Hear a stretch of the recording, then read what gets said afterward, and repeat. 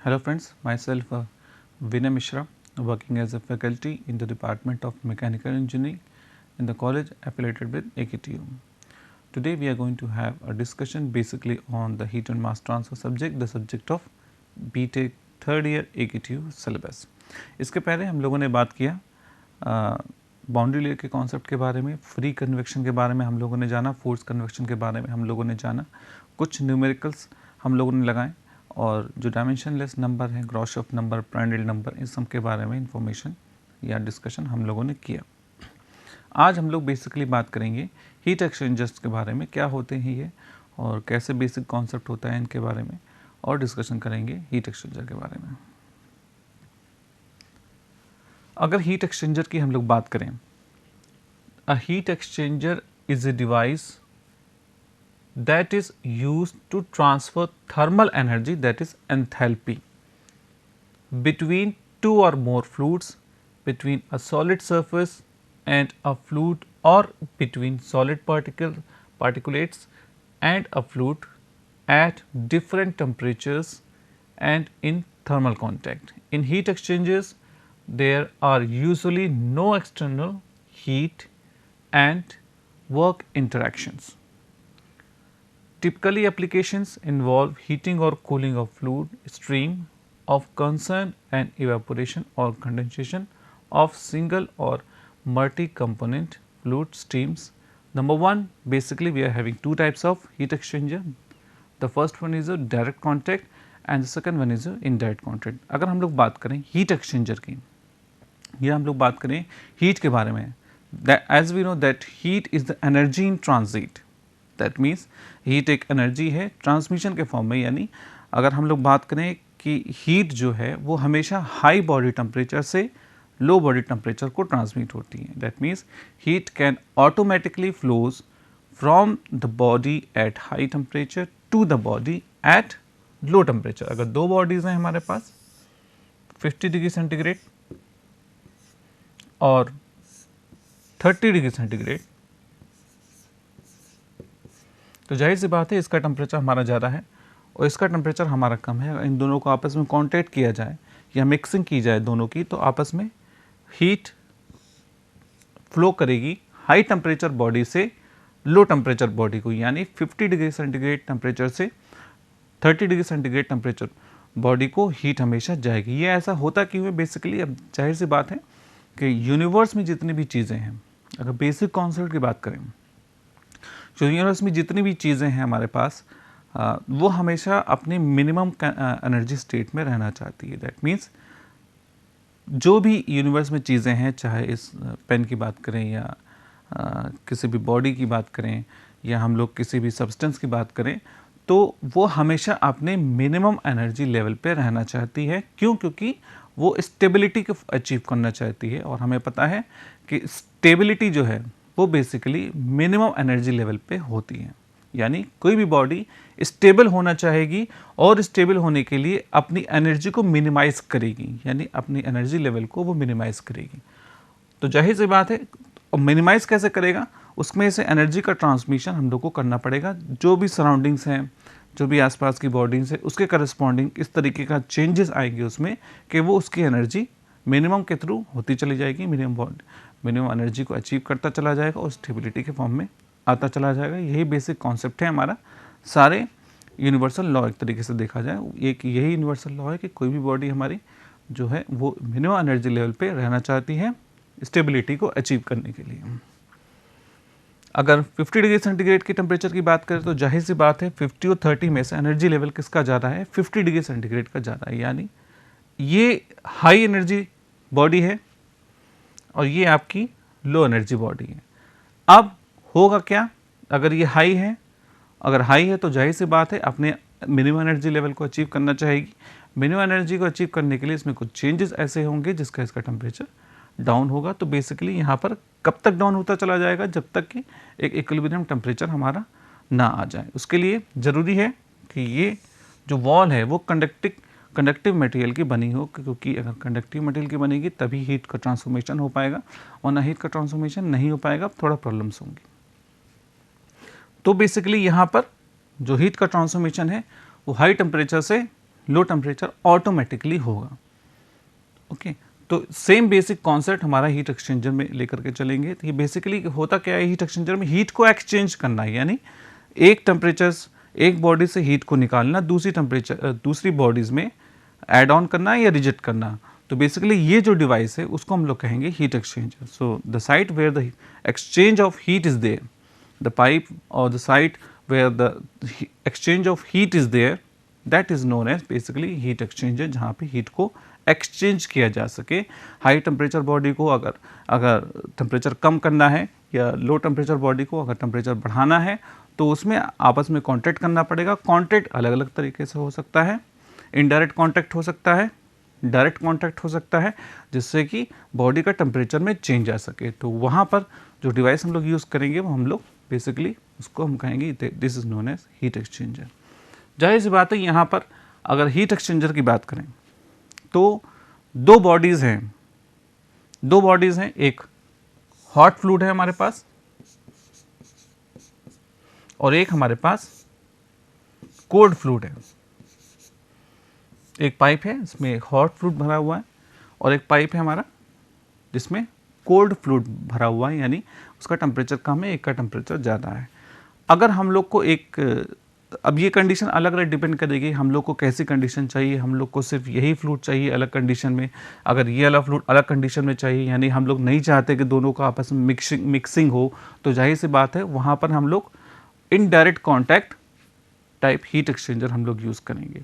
और जहाँ पर मिक्सिंग डिज़ायर्ड है, अगर हम लोग चाहते भी हैं कि मिक्सिंग बाई हो जाए और हीट ट्रांसफ़र भी हो जाए, तो वहाँ पर बेसिकली हम लोग directly contact type heat exchanger हम लोग यूज़ करेंगे। तो बेसिक हम लोग देखा जाए तो यहाँ पर डायरेक्ट कॉन्टैक्ट और इनडायरेक्ट कॉन्टैक्ट टाइप के हीट एक्सचेंजर हमारे पास होते हैं। और भी तरीके के हीट एक्सचेंजर होते हैं, सिंगल पाइप, मल्टी पाइप या काउंटर फ्लो या पैरेलल फ्लो, और भी तरीके के हीट एक्सचेंजर हमारे पास होते हैं। लेकिन अगर हम लोग टाइप ऑफ मिक्सिंग की बात करें या टाइप ऑफ फ्लूइड की हम लोग बात करें, हमें फ्लूइड कैसे चाहिए, मिक्सिंग नहीं चाहिए, तो उस तरह के बेसिकली हम लोग दो तरीके के होंगे, डायरेक्ट कॉन्टैक्ट और इनडायरेक्ट कॉन्टैक्ट। अगर इनडायरेक्ट कॉन्टैक्ट की बात करें, इस कंडीशन में हमें जो फ्लूइड चाहिए जिसका जो हीट ट्रांसफॉर्मेशन भी हो जाए, लेकिन हम लोग ये चाहते हैं कि दोनों का मिक्सिंग ना हो, तो वहाँ पर indirect contact type heat exchanger हम लोग कहेंगे। इनडायरेक्ट का मतलब डायरेक्टली कॉन्टैक्ट उन लोग के बीच में नहीं हो रहा है, तो जाहिर सी बात है इसको आपस में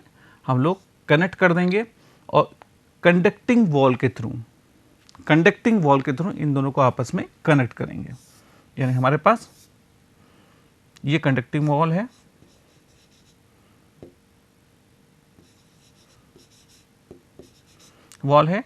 ये हमारे पास हॉट फ्लूइड है और ये हमारे पास कोल्ड फ्लूइड अगर है। अब देखिए इसी में से आगे चीज़ें निकलती चली जाएंगी। पहली चीज़ तो हम लोगों ने इन दोनों को मिक्सिंग नहीं की आपस में, यानी ये अलग रास्ते से जा रहा है, अलग पाइप में जा रहा है और ये अलग पाइप में जा रहा है फ्लूइड। इसका टेम्परेचर ज़्यादा है, इसका टेम्परेचर हमारा कम है, यानी कोल्ड फ्लूइड का टेम्परेचर कम है हमारा और जिसका टेम्परेचर ज़्यादा है उसको हम लोग हॉट फ्लूइड कह रहे हैं, उसको हम लोग बेसिकली हॉट फ्लूइड कह रहे हैं। तो अब क्या होगा, हम लोग चाहते भी हैं कि भाई ये हॉट फ्लूइड का टेम्परेचर कम हो जाए या कोल्ड फ्लूइड का टेम्परेचर ज़्यादा हो जाए, तो उस कंडीशन हम लोग क्या कहेंगे, इन दोनों के बीच में एक कॉन्टैक्ट कर देंगे, इनडायरेक्ट कॉन्टैक्ट होगा, यानी मिक्सिंग नहीं होगी। ये अलग रास्ते से जाएगा, इन दोनों के बीच में कोई डायरेक्टली कॉन्टैक्ट नहीं होगा, और ये अलग रास्ते से जाएगा, इन दोनों के बीच कोई भी डायरेक्टली कॉन्टैक्ट नहीं होगा। लेकिन हीट के ट्रांसफॉर्मेशन की हम लोग बात करें तो यहाँ पे हीट का ट्रांसफॉर्मेशन होगा, किसके थ्रू, वॉल के थ्रू होगा। वॉल एक सेपरेशन है जो कंडक्टिंग मटेरियल का बना होना जरूरी है। कंडक्टिंग मटेरियल का बना होना क्यों जरूरी है, अगर कंडक्टिंग मटेरियल का बना नहीं होगा, किसी तरह का इंसुलेशन होगा या कंडक्टिविटी उसकी कम होगी, तो जाहिर सी बात है हीट इसमें ही रह जाएगी, बाहर नहीं निकलेगी। जाहिर सी बात है अगर हॉट फ्लूइड का टेम्परेचर हमें कम करना है तो इससे सर्टेन अमाउंट ऑफ हीट को हमको बाहर निकालना पड़ेगा। अगर कोल्ड फ्लूइड का टेम्परेचर हमें बढ़ाना है तो यहाँ पर बाहर से हीट का एडिशन करना पड़ेगा, यानी जो हीट यहाँ से निकलेगी वही हीट कोल्ड फ्लूइड में जा करके कोल्ड फ्लूइड का टेम्परेचर बढ़ाएगी और हॉट फ्लूइड का टेम्परेचर कम करेगी। तो जाहिर सी बात है दो चीज़ें हो रही हैं यहाँ पे। पहली चीज़ तो हॉट फ्लूइड का टेम्परेचर कम हो रहा है और कोल्ड फ्लूइड का टेम्परेचर बढ़ रहा है। एक कॉमन चीज़ हो रही है, सर्टेन अमाउंट ऑफ हीट हमारी निकल रही है कहाँ से, हॉट फ्लूइड से, और कोल्ड फ्लूइड में सर्टेन अमाउंट ऑफ हीट का एडिशन हो रहा है। लेकिन ये तभी पॉसिबल होगा जब ये जो वॉल है हमारी कंडक्टिंग मटेरियल की बनी होगी, यानी उसकी थर्मल कंडक्टिविटी ज़्यादा होगी। अगर कंडक्टिविटी ज़्यादा नहीं होगी तो किसी भी तरह का हीट का इंटरेक्शन कम होगा, तो वहाँ पर हीट एक्सचेंजर ठीक से वर्क हमारा नहीं कर पाएगा। अब हम लोग ये एक इंपॉर्टेंट पॉइंट बात ये है यहाँ पे कि हीट एक्सचेंजर में किसी भी तरीके का एडिशनल बाहर से कोई हीट सोर्स नहीं यूज़ करते हैं। हम लोग जो कॉमनली हम लोग के पास जो अवेलेबिलिटी होती है हॉट फ्लूइड या कोल्ड फ्लूइड की, उसी को बेसिकली हम लोग यूज़ करते हैं। कोई एडिशनल वर्क आउटपुट नहीं देते हैं अलग से, या किसी भी तरह का हीटर हम लोग जला दें, हीटर इलेक्ट्रिसिटी दे करके हीट कर दें, ऐसा कुछ नहीं होता है। वर्क आउटपुट भी नहीं देते हैं हम लोग। जो भी हमारे पास जो पॉसिबिलिटी है अवेलेबिलिटी में, जो हॉट फ्लूइड और कोल्ड फ्लूइड की जो अवेलेबिलिटी है उसके अकॉर्डिंग हम लोग वर्क करते हैं। एडिशनली बाहर से किसी भी तरीके का हीट इंटरेक्शन या वर्क इंटरेक्शन यहाँ पर नहीं होता है। अब देखिए एक तरीके से और यहाँ पे हीट एक्सचेंजर होता है, इसे कहते हैं काउंटर फ्लो और या पैरेलल फ्लो। पैरेलल फ्लो कब कहेंगे, जब ये फ्लूइड और ये फ्लूइड दोनों आपस में पैरेलल चलेंगे, यानी डायरेक्शन उन दोनों की सेम होगी, तो वहाँ पर हम लोग ये कहेंगे कि ये पैरेलल फ्लो हीट एक्सचेंजर है। अगर इसी में डायरेक्शन हम लोग रिवर्स कर दें तो हम लोग ये कहेंगे कि ये काउंटर फ्लो हीट एक्सचेंजर है, या काउंटर फ्लो की कंडीशन में ये है। यानी एक कंडीशन में अगर दोनों का डायरेक्शन सेम है तो वहाँ पर पैरेलल फ्लो कहलाएगा। अगर दोनों की डायरेक्शन अपोजिट डायरेक्शन में, ये एक इस तरफ से है, तो उस कंडीशन हम लोग इसको काउंटर फ्लो हीट एक्सचेंजर हम लोग बोलेंगे। Direct contact heat exchanger. In a direct contact open heat exchanger, the exchange of heat take place by direct mixing of hot and cold fluid and transfer of heat and mass taking place simultaneously. That means the heat as well as mass transfer both are there in this case, in case of direct contact heat exchanger. The use of such unit is made under the condition where the mixing of two fluids either harmless or desirable. Example, cooling towers, directly contact heat, feed heaters and jet condensers. Directly contact heat exchanger के बारे में यहाँ पे बताया गया है। यहाँ पर ये बताया गया है कि basically directly contact heat exchanger का हम लोग यूज़ तब करेंगे जब बेसिकली हम लोग को पता है कि डायरेक्टली कॉन्टैक्ट में फ्लूइड की मिक्सिंग होगी, तभी हीट का ट्रांसफॉर्मेशन होगा एक फ्लूइड से दूसरी फ्लूइड को। अगर मिक्सिंग होगी और मिक्सिंग अगर डिज़ायर्ड है तो ही हम लोग इस तरीके का हीट एक्सचेंजर का यूज़ करेंगे, या हार्मलेस है, या किसी भी तरीके का जो फ्लूइड है आपस में केमिकल रिएक्शन नहीं हो रहा है, उन दोनों के बीच इस तरीके से रिएक्शन नहीं हो रहा है कि जो अगर हार्मफुल हो सकते हैं, उसी कंडीशन में हम लोग यूज़ करेंगे डायरेक्टली कॉन्टैक्ट हीट एक्सचेंजर का। अगर जो दो मिक्सिंग वाले फ्लूइड हैं उनके बीच रिएक्शन होने में कुछ प्रॉब्लम्स आ रही हैं, या रिएक्ट कर रहे हैं आपस में, या रिएक्शन करने के बाद कुछ ऐसा प्रोडक्ट बन रहा है जो हमारे पास हार्मफुल हो सकता है, तो उस कंडीशन हम लोग ये कहेंगे कि डायरेक्टली कॉन्टैक्ट हीट एक्सचेंजर हम लोग यूज़ नहीं करेंगे। यहाँ पर बेसिकली क्या हो रहा है, कोल्ड वाटर एक तरफ से आ रहा है या कोल्ड फ्लूइड एक तरफ से आ रहा है, स्टीम एक तरफ से आ रही है, ये बेसिकली कंटेनर है और ये बेसिकली हॉट फ्लूइड है। अब यहाँ पर मिक्सिंग किस किस की हो रही है, मिक्सिंग हो रही है कोल्ड फ्लूइड की और स्टीम की। कोल्ड फ्लूइड और स्टीम की यहाँ पर मिक्सिंग हो रही है।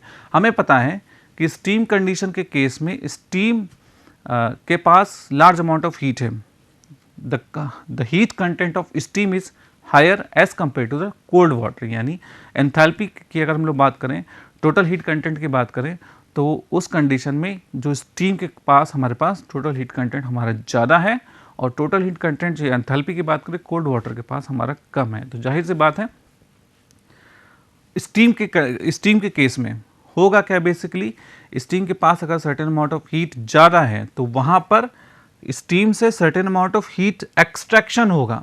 जाहिर सी बात है एक हॉट बॉडी है, एक कोल्ड बॉडी है, हीट का ट्रांसफॉर्मेशन हॉट बॉडी से कोल्ड बॉडी की तरफ होगा, because every body in universe try to be in minimum energy level. इसके बारे में डिस्कशन हम लोगों ने अभी किया था। तो यहाँ पर होगा क्या, स्टीम से सर्टेन अमाउंट ऑफ हीट का एक्सट्रैक्शन होगा, यानी हीट जो है वो स्टीम से निकलेगी। कहाँ से निकलेगी? स्टीम से। कहाँ जाएगी? कोल्ड वाटर में जाएगी। टेम्परेचर स्टीम का ज़्यादा है, कोल्ड वाटर का टेम्परेचर कम है, तो हीट का ट्रांसफॉर्मेशन होगा स्टीम से कोल्ड वाटर की तरफ। अगर स्टीम से कोल्ड वाटर की तरफ हीट का ट्रांसफॉर्मेशन होगा तो उस कंडीशन में हम लोग ये कहेंगे कि ये जो मिक्सिंग हो रहा है, अब यहाँ पे जाहिर सी बात है एक तो हीट का ट्रांसफॉर्मेशन भी हो रहा है और मास का ट्रांसफॉर्मेशन भी हो रहा है, तो जाहिर सी बात है ये जो स्टीम है, स्टीम से जब सर्टेन अमाउंट ऑफ हीट का निकलेगी, एक्सट्रैक्शन होगा, तो उसमें कंडेंसेशन पॉसिबल होगा, यानी वो बेसिकली वहाँ पर होगा condensation. Condensation is the process in which the transformation of phase is there from the vapour to liquid form. जाहिर सी बात है स्टीम हमारा वेपर के फॉर्म में है, हीट कंटेंट ज़्यादा है, सर्टेन अमाउंट ऑफ हीट हम निकालेंगे तो वेपर कंडेंस होगा, वाटर बन जाएगा। कंडेंस होकर के वाटर जब बनेगा तो वहाँ पर कंडीशन क्या होगी? वो वाटर अब इस वाटर के साथ मिक्सअप होगा, यानी वो हॉट वाटर इस कोल्ड वाटर के साथ मिक्सिंग होगी, तो हमारे पास जो बेसिकली जो वाटर आएगा, रिजल्टेंट वाटर जो आएगा, उसका टेम्परेचर इस टेम्परेचर से ज़्यादा होगा और हम लोग के पास जो हमारे पास जो आउटपुट होगा वो हॉट वाटर के फॉर्म में होगा। तो पहली चीज़ यहाँ पे क्या हुई? स्टीम कंडेंस हुई, तो condensation of steam is there, steam condense होकर के वाटर बन गई। अब देखिए जाहिर से एक चीज़ और यहाँ पे ध्यान रखने वाली है कि जब कंडेंसेशन होगा तो वो कांस्टेंट टेम्परेचर पे होगा। अगर स्टीम जब कंडेंस होती है तो वो कांस्टेंट टेम्परेचर पे कंडेंसेशन पॉसिबल होता है। कांस्टेंट टेम्परेचर पे सर्टेन अमाउंट ऑफ हीट निकलेगी, कोल्ड वाटर में जाएगी, और वो जो हीट जो निकलेगी उसको हम लोग कहेंगे this is latent heat of condensation. यहाँ पर कॉन्सेप्ट आता है लेटेंट हीट का। Latent heat is the amount of heat required to change the phase at the constant temperature. That means latent heat के बारे में हम लोग बात करेंगे तो वो बेसिकली इस तरह की हीट है जो कांस्टेंट टेम्परेचर पे फेज का ट्रांसफॉर्मेशन होने पे निकलती है, कंडेंसेशन होने पे निकलती है। कहाँ से? स्टीम से। और जाहिर सी बात है यहाँ पे डायरेक्टली कांटेक्ट है कोल्ड वाटर का इस स्टीम से, तो पहली चीज़ हीट निकलेगी, स्टीम कन्वर्ट होगी, किसमें? वाटर में कन्वर्ट होगी कांस्टेंट टेम्परेचर पे, और वो वाटर मिक्सअप होगा इस कोल्ड वाटर में, और जो हीट हमारी निकली है स्टीम से वो हीट भी इस कोल्ड वाटर में मिक्सअप होकर के हीट का ट्रांसफॉर्मेशन होगा, और अल्टीमेटली हमारे पास जो आउटपुट जो मिलेगा वो बेसिकली हॉट वाटर मिलेगा, जिसका टेम्परेचर हमारा ज़्यादा होगा, या हम लोग कहें जिसका हीट कंटेंट या एंथैल्पी हमारी ज़्यादा होगी इसके कंपैरिजन में। इस कंडीशन में नॉन कंडेंसेबल गैसेस, इसका मतलब क्या है कि जो हमारे पास कुछ स्टीम में ऐसी गैसेस होती हैं जो कंडेंस नहीं हो पाती हैं, जो इम्प्योरिटी की फॉर्म में होती हैं, अगर वो कंडेंस नहीं हो पाएंगी तो उनको हटाना भी ज़रूरी पड़ेगा क्योंकि वो प्रॉब्लम्स क्रिएट करेंगे। तो उनके लिए अलग से एक प्रोविज़न दिया होता है जहाँ से जो गैस नॉन कंडेंसेबल गैसेस है वो वहाँ से बाहर होकर के निकल जाती है। हमारे पास जो स्टीम जो कंडेंस हो जाती है वाटर के फॉर्म में, वो मिक्सिंग होकर के कोल्ड वाटर से हॉट वाटर के फॉर्म में आउटपुट हमें मिल जाता है। Indirect contact heat exchanger. In this type of heat exchanger, the heat transfer between the two fluid could be carried out by the transmission through wall which separate the two fluids. This type include following the number 1 regenerators, number 2 recuperators और surface heat exchanger. Directly contact में क्या होगा कि mixing होगी. Mixing कैसे होगी इसके बारे में हम लोगों ने अभी देखा. इनडायरेक्ट कांटेक्ट में क्या होता है, मिक्सिंग नहीं होती, इसके बारे में हम लोगों ने डिस्कशन भी किया था आगे कि इनडायरेक्टली कांटेक्ट में क्या होता है. बेसिकली एक वॉल होती है, एक पैसेज होता है जिसमें हॉट फ्लूइड जाता है, एक दूसरे वाले में कोल्ड फ्लूइड जाता है और दोनों के बीच में एक कांस्टेंट एक वॉल होती है जिसकी थर्मल कंडक्टिविटी ज़्यादा होती है और हीट का ट्रांसफॉर्मेशन होता है लेकिन मास का ट्रांसफॉर्मेशन नहीं होता. यानी अलग एक फ्लो में एक पाइप से एक स्पेस से एक हॉट फ्लूइड जाएगा, एक स्पेस से दूसरा कोल्ड फ्लूइड जाएगा, किसी भी तरीके की मिक्सिंग वहाँ पर नहीं होगी.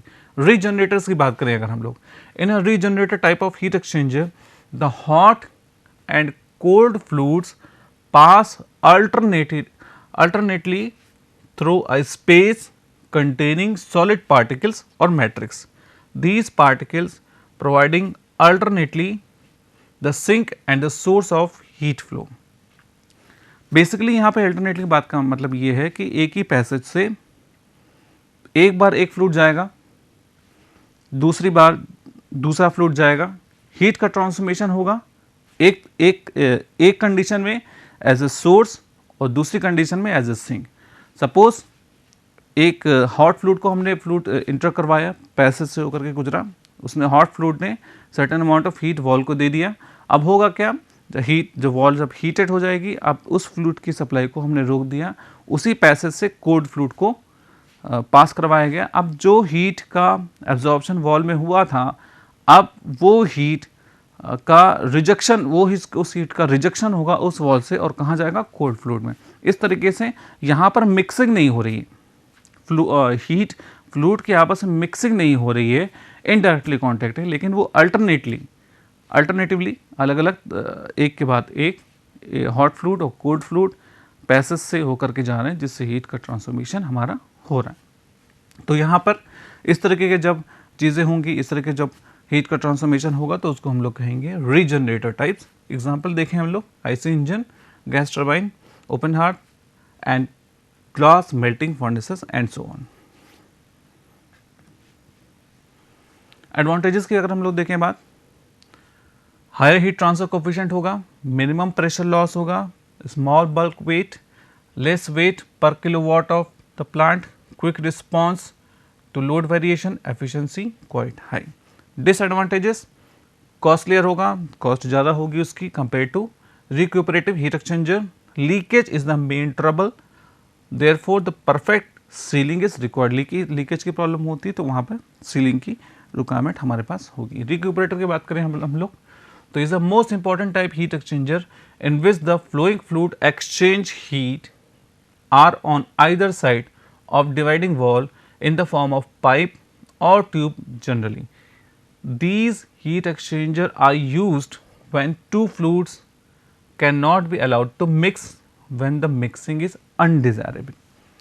Recuperator type जो हीट एक्सचेंजर होंगे, उनकी कंडीशन में हम लोग को हीट का ट्रांसफॉर्मेशन करने के लिए या इसका हम यूज़ कब करेंगे, जब दो फ्लूइड्स की मिक्सिंग जो है अनडिजायर्ड होगी। यानी अनडिजायर्ड का मतलब हमें नहीं चाहिए कि दो फ्लूइड के मिक्स आपस में करें, या दोनों आपस में रिएक्टिव भी हो सकते हैं, ताकि अगर मिक्सिंग अगर हुई तो कुछ केमिकल रिएक्शन हो सकती हैं। तो उस कंडीशन में अगर जहाँ पर मिक्सिंग रिक्वायर्ड नहीं है, वहाँ पर रिक्यूपरेटर टाइप हीट एक्सचेंजर हम लोग यूज़ करेंगे।